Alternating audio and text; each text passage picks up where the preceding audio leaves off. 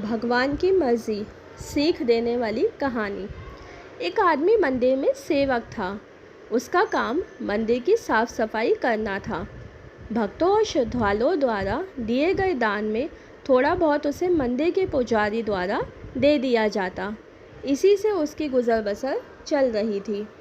वे अपनी ज़िंदगी से बहुत परेशान और दुखी था। मंदिर में काम करते करते वे दिन भर अपनी ज़िंदगी को लेकर शिकायतें करता रहता। एक दिन शिकायत करते हुए वे भगवान से बोला, भगवान जी, आपकी ज़िंदगी कितनी आसान है। आपको बस एक जगह आराम से खड़े रहना होता है।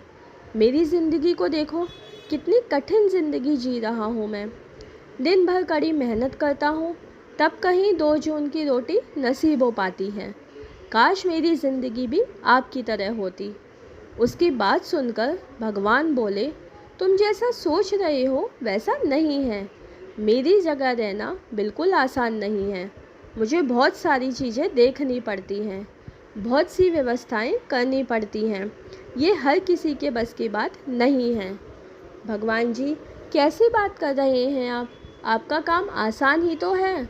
आपकी तरह तो मैं दिन भर खड़े रह सकता हूँ। इसमें कौन सी बड़ी बात है? मंदिर का सेवक बोला, तुम नहीं कर पाओगे। इस काम में बहुत धैर्य की आवश्यकता पड़ती है। भगवान बोले, मैं ज़रूर कर पाऊँगा। आप मुझे एक दिन अपनी ज़िंदगी जीने दीजिए। आप जैसा बताएंगे मैं वैसा ही करूँगा। मंदिर का सेवक ज़िद करने लगा। उसकी ज़िद के आगे भगवान मान गए और बोले, ठीक है, आज पूरा दिन तुम मेरी ज़िंदगी जियो। मैं तुम्हारी ज़िंदगी जीता हूँ, लेकिन मेरी ज़िंदगी जीने के लिए तुम्हें कुछ शर्तें माननी होंगी। मैं हर शर्त मानने को तैयार हूँ भगवान जी, सेवक बोला। ठीक है, तो ध्यान से सुनो। मंदिर में दिन भर बहुत से लोग आएंगे और तुमसे बहुत कुछ कहेंगे। तुम्हें अच्छा बोलेंगे तो कुछ बुरा। तुम्हें हर किसी की बात चुपचाप एक जगह मोती की तरह खड़े रहकर धैर्य के साथ सुननी है और उन पर कोई प्रतिक्रिया नहीं देनी है। सेवक मान गया। भगवान और उसने अपनी ज़िंदगी एक दिन के लिए आपस में बदल ली। सेवक भगवान की जगह मूर्ति बनकर खड़ा हो गया। भगवान मंदिर की साफ सफाई का काम निपटाकर वहाँ से चले गए। कुछ समय बीतने के बाद मंदिर में एक धनी व्यापारी आया। भगवान से प्रार्थना करते हुए वह बोला, भगवान जी, मैं एक नई फैक्ट्री डाल रहा हूँ। मुझे आशीर्वाद दीजिए कि ये फैक्ट्री अच्छी तरह चले और मैं इससे अच्छा मुनाफा कमाऊँ। प्रार्थना करने के बाद वह प्रणाम करने के लिए नीचे झुका तो उसका बटुआ गिर गया। जब वह वहाँ से जाने लगा तो भगवान जी की जगह खड़े मंदिर के सेवक का मन हुआ कि उसे बता दे कि उसका बटुआ गिर गया है, लेकिन शर्त अनुसार उसे चुप रहना था। इसलिए वह कुछ नहीं बोला और खामोश खड़ा रहा। इसके तुरंत बाद एक गरीब आदमी वहाँ आया और वो भगवान से बोला, भगवान जी, बहुत गरीबी में जीवन काट रहा हूँ। परिवार का पेट पालना है, माँ की दवाई की व्यवस्था करनी है। समझ नहीं पा रहा हूँ कि इतना सब कैसे करूँ। आज देखो, मेरे पास बस 1 रुपया है। इससे मैं क्या कर पाऊँगा? आप ही कुछ चमत्कार करो और मेरे लिए धन की व्यवस्था कर दो। प्रार्थना करने के बाद जैसे ही वह जाने को हुआ, उसे नीचे गिरा व्यापारी का बटुआ दिखाई दिया। उसने बटुआ उठा लिया और भगवान को धन्यवाद देते हुए बोला, भगवान जी, आप धन्य हैं। आपने मेरी प्रार्थना इतनी जल्दी सुन ली। इन पैसों से मेरा परिवार कुछ दिन भोजन कर सकता है। माँ की दवाई की व्यवस्था भी हो जाएगी। भगवान को धन्यवाद देकर वे वहाँ से जाने लगा।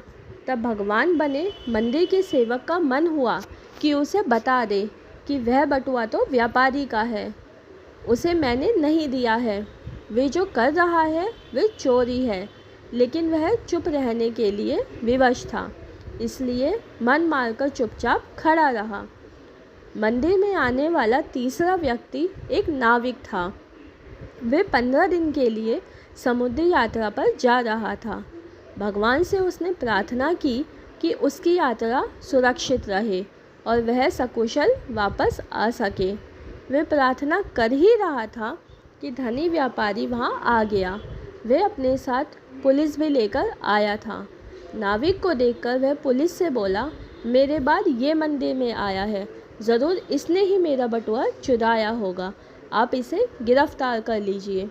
पुलिस नाविक को पकड़कर ले जाने लगी। भगवान बने आदमी को अपने सामने होता हुआ ये अन्याय सहन नहीं हुआ। शर्त अनुसार उसे चुप रहना था, लेकिन उसे लगा कि बहुत गलत हो चुका है। यदि अब मैं चुप रहा तो एक बेकसूर आदमी को व्यर्थ में ही सज़ा भुगतनी पड़ेगी। उसने अपनी चुप्पी तोड़ते हुए कहा, आप गलत व्यक्ति को पकड़कर ले जा रहे हैं। ये बटुआ इस नाविक ने नहीं, बल्कि इसके पहले आए गरीब व्यक्ति ने चुराया है। मैं भगवान हूँ और मैंने सब देखा है। पुलिस भगवान की बात कैसे नहीं मानती। उनकी बात मानकर उन्होंने नाविक को छोड़ दिया और उस गरीब आदमी को पकड़ लिया जिसने बटुआ लिया था। शाम को जब भगवान वापस आए तो मंदिर के सेवक ने पूरे दिन का वृतांत सुनाते हुए उन्हें गर्व के साथ बताया कि आज मैंने एक व्यक्ति के साथ अन्याय होने से रोका है। देखिए, आपकी ज़िंदगी जीकर आज मैंने कितना अच्छा काम किया है।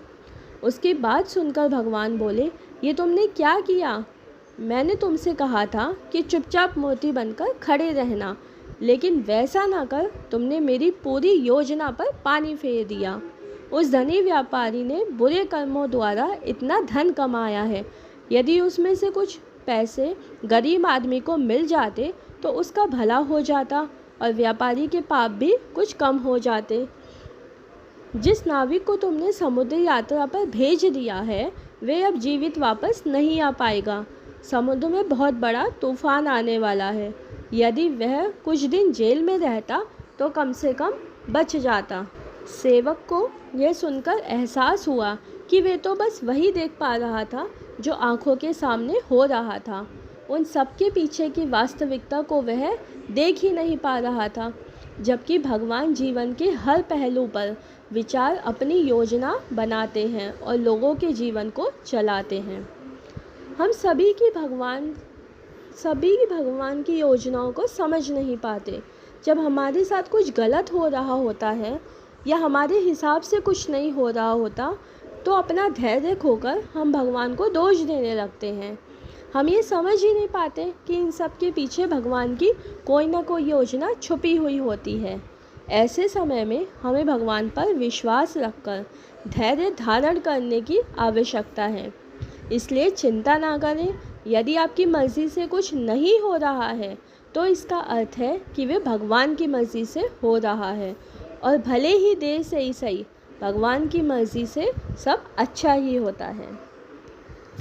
तो दोस्तों, वीडियो आपको पसंद आई हो तो लाइक कीजिए और ऐसे ही और वीडियो के लिए चैनल को सब्सक्राइब कीजिए। नमस्कार।